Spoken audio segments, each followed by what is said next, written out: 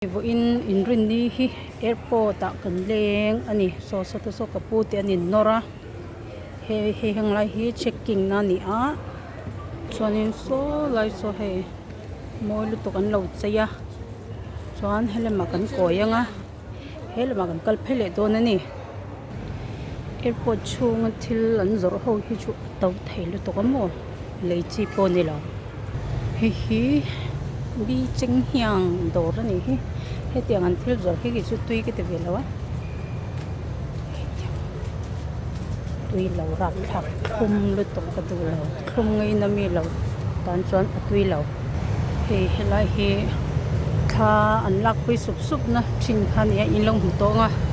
waterfall ani a hi hanin atak ani lawa alem video atakami kha video in an la heta hianin an post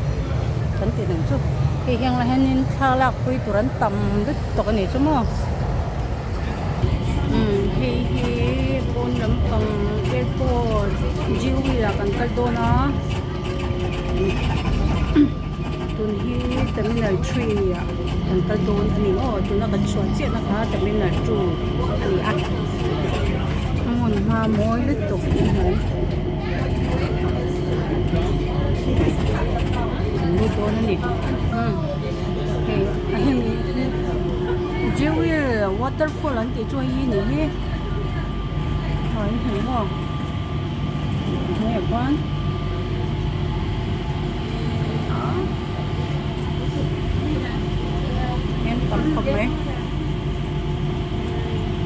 râm cho cô ông chủ